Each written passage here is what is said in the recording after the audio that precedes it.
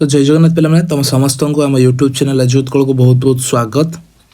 तो पे तुमने जमी थंबनेल देखी सारी जो ओटीटी 2025 एग्जाम जोटा तुम हबार थिला आज अर्थात 20 जुलाई रे आपणकर हबार थिला। तो सही एग्जामटा वर्तमान बातिल हो जाइए। तेणु ओडिशा टीचर एलिजिबिलिटी टेस्ट जो हबार थिला आज अर्थात 20 जुलाई तो सहीटा वर्तमान बातिल हो जाइए। कौन पाई बातिल होइछि देखंतु आपणकर प्रश्नपत्र प्रकट अभियोग रे ए जिनसटी बातिल होइछि। तो से संपर्क रे हमने पूरा देखिबा तथ्य। तेणु जो माने भी आज ओटीटी एग्जाम दवा पाई जाइथान्ते तो आपण मानक पई गोटे सैड न्यूज जे आज ओटीटी एग्जाम हबो नाही, बातिल रहिला अनिर्दिष्ट काल पर्यंत।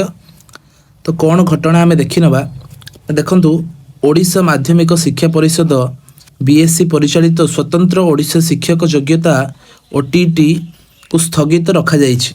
तो ओटीटी परीक्षार प्रथम और द्वितीय पत्र को घुंचा जाइछि।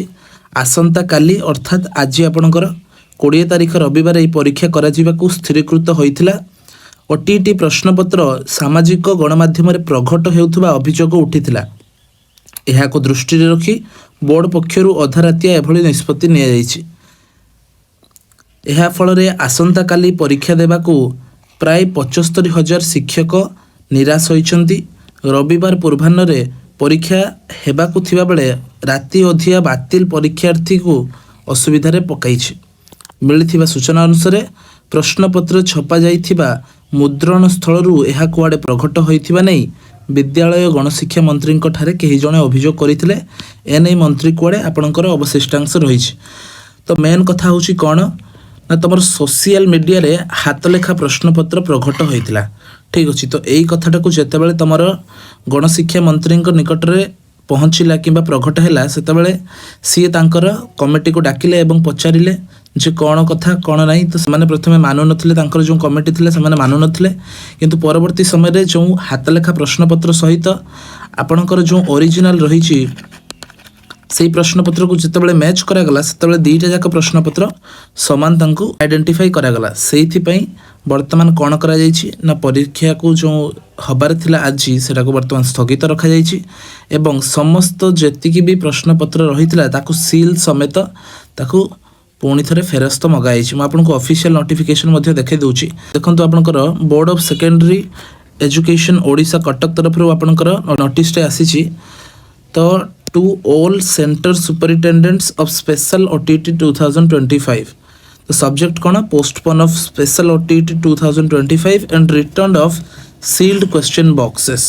तो आपनकर सील क्वेश्चन बॉक्सेस फेरस्त करिया पई कहैछि। तो सील क्वेश्चन बॉक्सेस मागिया फल रे जो क्वेश्चन बॉक्स टी सील नथिबो सेइटु ही क्वेश्चन पेपर प्रकट हेतिबो काहे कि ना एग्जाम हेइनी माने बॉक्सेस सील रहइबा कथा।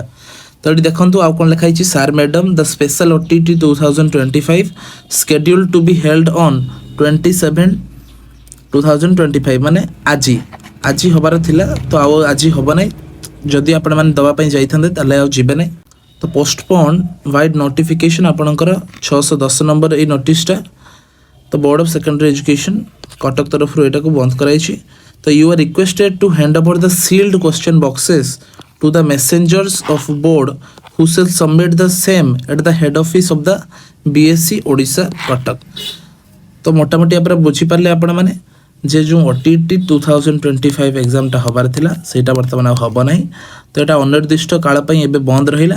तो आपण मैंने जो ओटीटी आज दवापाई जाइथान्ते ओटीटी एग्जाम हम ना। आपण मैंने पढ़ापढ़ी करंतु। तो नेक्स्ट जदि किसी नोटिफिकेशन आसछि ताहले आमे ए चैनल रे आपनकर वीडियो पोस्ट करिवु। परवर्ती समय जदि कौन सी आपनकर अपडेट आसुछि ताहले आम ए चैनल रे आपनको पोस्ट करी जणा जिवो। तो please do like share and subscribe to this channel. तो देखा नेक्स्ट वीडियो रे। जय जगन्नाथ।